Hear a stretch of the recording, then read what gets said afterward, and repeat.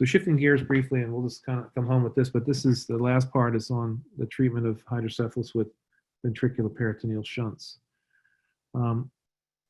Generally, ventricular shunts work for most people. There are some that seem to have a lot of problem with those, but the most common types of shunts that we use divert CSF from the ventricle to another body cavity where it can be reabsorbed, whether that's the peritoneum in most cases, the right atrium in others, the right atrium of the heart, sometimes the pleural cavity, and very infrequently the gallbladder, as I listed here. The peritoneum is the most common because it's very well tolerated. Technically, it's very easy for the most part, unless someone's had multiple abdominal procedures. And the CSF there just mixes with the peritoneal fluid, and it gets absorbed by osmotic diffusion through the capillaries. And some of that also goes away through the lymphatic system. So just it's handled like normal CSF, normal peritoneal fluid.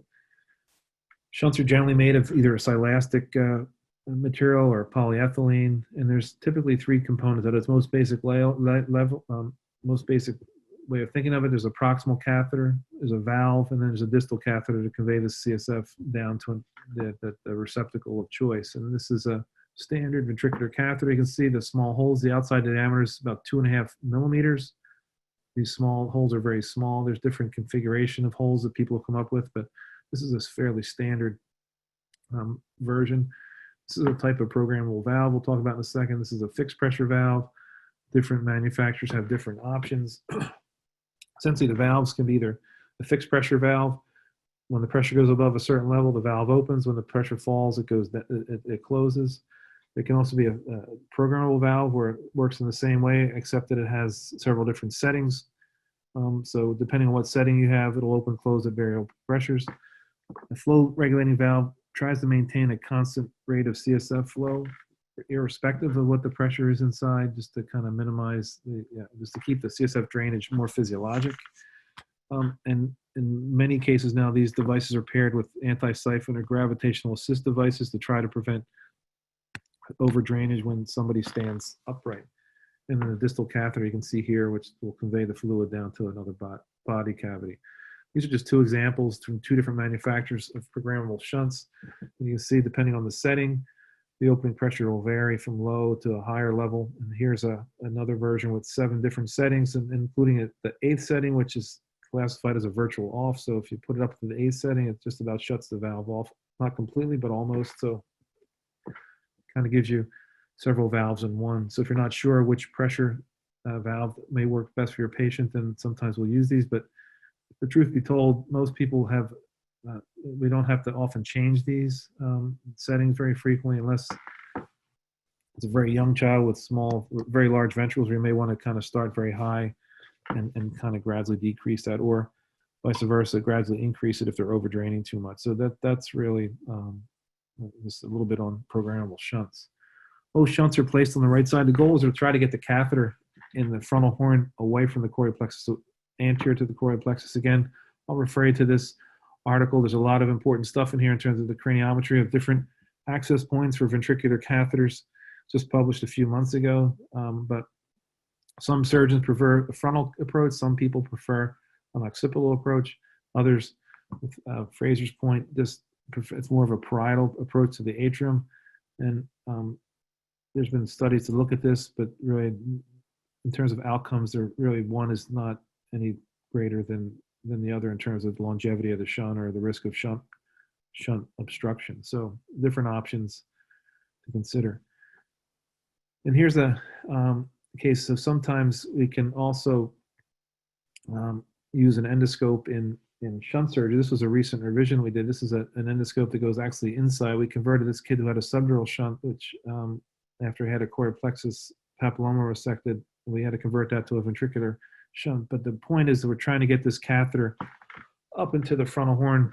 We try to get it to stay up here because I was concerned if we put it in manually, it might wind up to the other side, or might even go into the temporal horn, which were quite large. And you can see on this image here, we're in the ventricle here. So my resident driving the scope, and this is the atrium here, looking down towards the front up here. And here's the temporal horn right down here. So we eventually kind of changed direction, went up towards the frontal horn, and situated that right up near the ependymon there in the frontal horn, just to try to get it as far away from the choroid plexus as possible, since that's a frequent cause of shunt obstruction.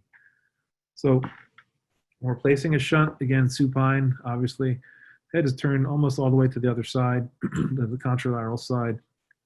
It's important to put some type of padding or a bolster underneath the shoulders, because you really want to extend the head, because I like to think of it as you want to have the mastoid and the clavicle on a very flat plane, because if it's really kind of sinks down a lot, it can be very difficult to tunnel in that direction. So when we bring the tunnel, we want to tunnel the shunt and go from the head to the peritoneum or vice versa. We want that to be as straight a line as possible. The entire planned path of the shunt is included into the prep here. This is just some preliminary cleaning and draping out, but incisions are marked. We clip some hair as needed, not much, as little as possible, and then antibiotics are started. Generally, once things are prepped and covered, we open up all incisions. I prefer a frontal entry site. Again, usually about 1 centimeter entry of the coronal suture, but some thought needs to be put into that when you're working with a little infant, because those distances are much smaller than, say, in an adult. Again, maybe not as lateral in a newborn than, say, in a 10 or 12-year-old child. The peritoneum is usually entered through a mini laparotomy, but other options are a split trocar, and in people that have multiple abdominal surgeries in the past, or if they're obese, then a laparoscopic assisted is oftentimes very helpful. And I prefer to make a skip incision, so to go from the frontal region down to the abdomen in one pass, which can be done. I prefer a little skip incision here to help you tunnel that. It also keeps it a little bit further away from there. I've seen some older kids come back where the shunt is very close to the ear, and it can be very painful when they sleep at night or lie on that. So I like to get that shunt a little further back with a skip incision. In terms of getting it there, that's one of my least favorite things to do in neurosurgery.